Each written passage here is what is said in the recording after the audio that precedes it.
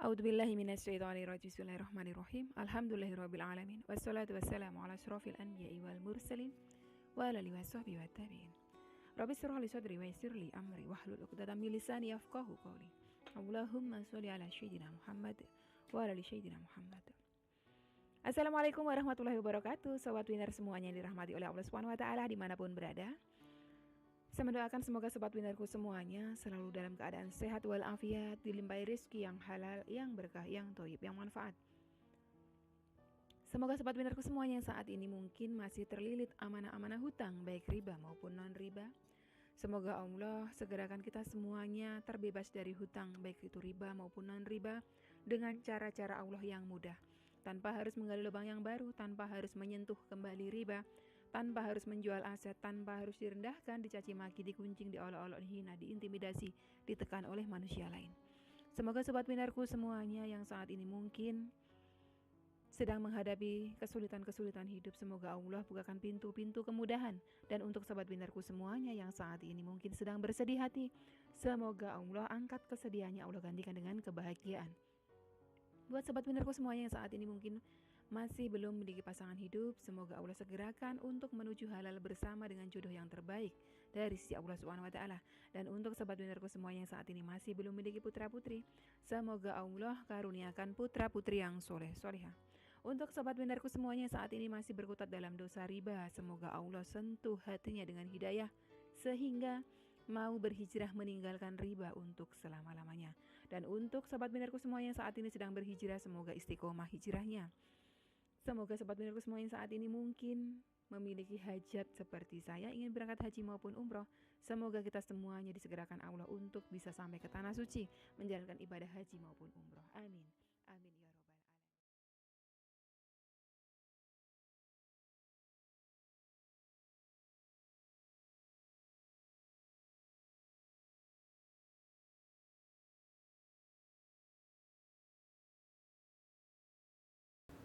Masya Allah, tabarakallah, alhamdulillah, puji syukur kehadirat Allah Subhanahu wa taala yang senantiasa mencurahkan rahmatnya, mencurahkan kasih sayangnya, mencurahkan ridhonya terus-menerus kepada kita semuanya.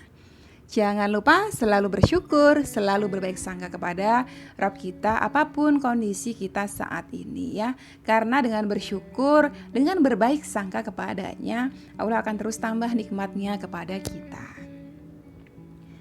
Allah berfirman bahwa mintalah kepadaku, niscaya aku akan kabulkan.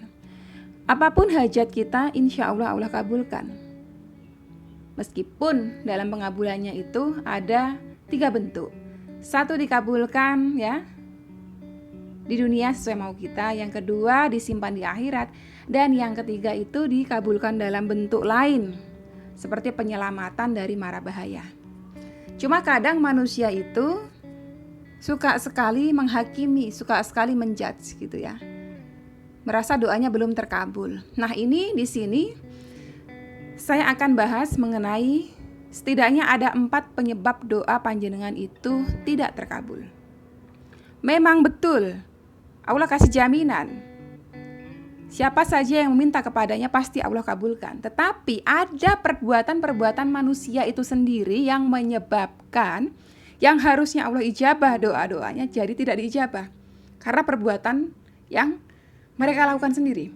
Nah, yang nomor 1 inilah yang paling sering dilakukan, barangkali panjenengan juga lakukan, karena saya sering membaca komentar yang masuk di kategori nomor 1. Nah, ini bahaya sekali, sudah pasti tidak dikabulkan. Karena saya pernah dengar juga ceramahnya Buya Yahya membahas tentang ini. Ya, apa itu yang pertama yang membuat doa kita tidak dikabulkan? Ini yang pertama. Tergesa-gesa minta doanya segera dikabulkan. Ya, jadi kalau sudah punya hajat tuh bawaannya pengen cepet-cepet Allah langsung kabulin.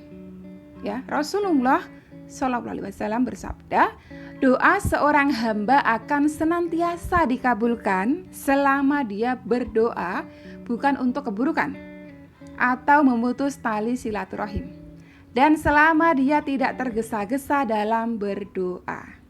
Kemudian ada yang bertanya kepada Rasulullah, ya Rasulullah, apa yang dimaksud dengan tergesa-gesa dalam berdoa? Kemudian Rasulullah menjawab, yaitu orang yang berkata, Sungguh aku telah berdoa dan berdoa tapi belum dikabulkan. Lalu dia merasa jenuh dan meninggalkan doa tersebut. Hadis riwayat Muslim. Satu kajian Buya Yahya pernah menyampaikan tentang ini. Karena ada yang bertanya ya, kok ngerasa udah ikhtiar maksimal, ngerasa udah berdoa terus tapi Allah belum kabulkan sehingga dia putus asa, jenuh, bosan gitu kan. Lalu di situ Buya Yahya menjelaskan, sudah dipastikan orang yang berdoa dalam keadaan tergesa-gesa dan menghakimi Allah itu pasti tidak terkabul doanya. Ya berdasarkan hadis tadi, berdasarkan sabdanya Rasulullah. Saya sering banget mendengar atau membaca komentar ya, Umi saya sudah sholawat sekian lama tapi mana hasilnya nggak ada, mana hajat saya nggak terkabul. Nah itu sudah dipastikan dengan ucapan panjenengan seperti itu, doa jenengan itu nggak akan pernah dikabul. Karena apa? Suudzon isinya. Sedangkan panjenengan itu belum tahu apakah memang betul belum dikabul ataukah sesungguhnya sebetulnya sudah dikabul, tetapi dalam bentuk, dalam wujud yang lain, kenikmatan yang lain. Karena tadi itu pengabulan doa itu ada 3, dikabulkan ya di dunia seperti mau kita, disimpan nanti di akhirat. Dan yang ketiga adalah dikabulkan dalam bentuk penyelamatan panjenengan dari keburukan, dari mara bahaya. Bisa jadi doa-doa panjenengan minta mobil, minta rumah, minta lunas hutang, seolah-olah belum dikabulkan padahal sebetulnya sudah dikabulkan. Harusnya jenengan kena covid, nggak kena covid. Harusnya jenengan kena mara bahaya, mungkin kecelakaan di jalan, jadi nggak kena gitu. Jadi intinya berbaik sangka itu penting dalam poin berdoa ya. Untuk ada berdoa itu berbaik sangka itu sangat penting sekali. Percayalah ya, tanamkan dalam hati jenengan. Percayalah saja bahwa Allah pasti akan kabulkan doa-doaku, pasti terkabul ya. Itu tadi yang pertama yang sering dilakukan ya. Nah, terkait dengan yang pertama ada lagi sabdanya Rasulullah SAW, apabila seorang muslim berdoa dan tidak memohon sesuatu yang berdosa atau pemutusan kerabat kecuali akan dikabulkan oleh Allah ya. Dalam bentuk 3 hal ini, dikabulkan doanya atau ditunda disimpan di akhirat atau menghilangkannya dari bahaya keburukan yang semisalnya. Hadis riwayat Ahmad ya. Tadi yang sudah saya sampaikan tadi itu. Jadi berbaik sangkalah ya. Mungkin saja doa panjenengan itu memang sudah dikabul tapi bentuknya lain. Yang kedua, makan, minum, berpakaian dari yang haram serta gemar bermaksiat. Nah, ini sudah pernah saya sampaikan dan sering berulang-ulang saya selalu sampaikan.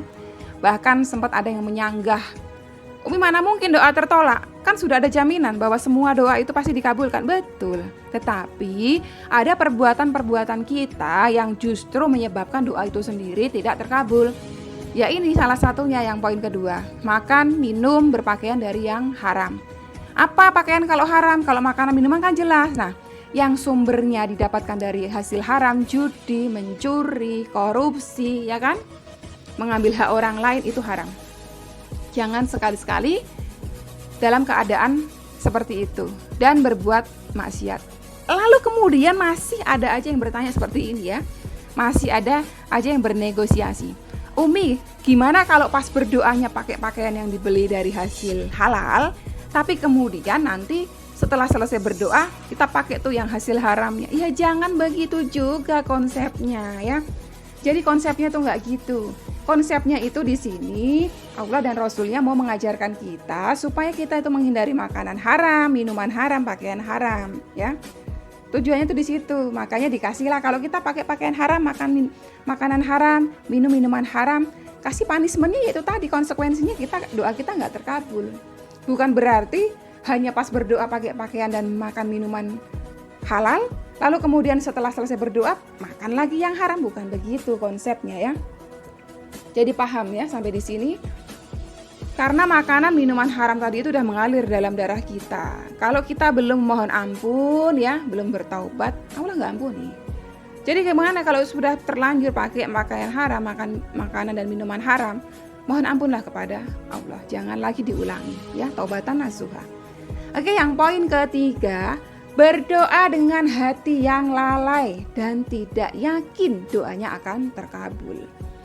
Rasulullah SAW bersabda, berdoalah kepada Allah dalam keadaan yakin akan dikabulkan. Dan ketahuilah bahwa Allah tidak mengabulkan doa dari hati yang lalai. Ya, tadi itu ada korelasinya dengan poin pertama. Jadi setiap kali berdoa, tanamkan di hati jenengan, di pikiran jenengan, doaku pasti terkabul. Allah pasti ijabah.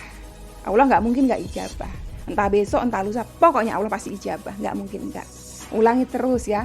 Hari ini belum terkabul, besok ulangi terus lagi doanya. Besok ulangi terus, jangan bosen ya. Itu yang ketiga. Sekarang yang keempat. Nah, ini dia. Tidak bersungguh-sungguh di dalam berdoa ya. Masih korelasi berarti kan dengan poin sebelumnya.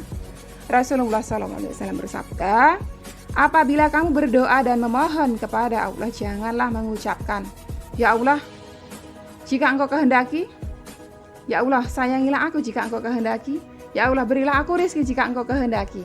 Akan tetapi ia harus bersungguh-sungguh dalam berdoa. Sesungguhnya Allah berbuat menurut apa yang ia kehendaki dan tidak ada yang memaksanya. Hadis riwayat Bukhari ya.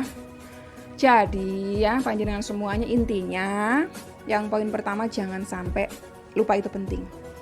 Jangan pernah menghakimi, jangan pernah menjudge ya.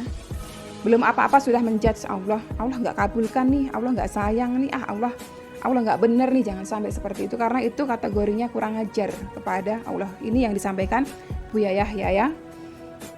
Terus doanya sungguh-sungguh, sama jangan ada keraguan sedikit pun ya. Jangan pernah ragu, jangan pernah bertanya, jangan pernah menduga-duga. Udah, pokoknya poinnya sungguh-sungguh dan bangunlah baik sangka kepada Allah, itu penting kalau ingin doa panjenengan terkabul. Sama bersabar, dalam doa itu bersabar, jangan buru-buru bawaannya ya. Kita mengajukan proposal ya, pengajuan kepada manusia aja, kita itu nggak langsung dikasih hari itu juga. Misal jenengan dulu ya waktu remaja minta motor sama mak bapaknya jenengan, nggak mungkin langsung detik itu juga langsung dibelikan motor. Pasti dikasih pengertian dulu, entar dulu ya, kalau mama bapak dapat uang, entar dulu kalau tabungannya kekumpul, kan begitu ya. Seperti itu kan, umumnya seperti itu. Makanya minta kepada Allah pun harus bersabar ya. Jangan terburu nafsu. Oke, sobat winarku, itu tadi 4 poin yang menyebabkan doa kita sulit terkabul ya. Semoga bisa menambah pengetahuan panjenengan semuanya dan semakin motivasi ya, menjadi motivasi, semakin semangat untuk berdoa kepada Rob kita ya, mintanya sungguh-sungguh ya. Sampai di sini dulu video kali ini, semoga bermanfaat buat panjenengan semuanya. Wassalamualaikum warahmatullahi wabarakatuh.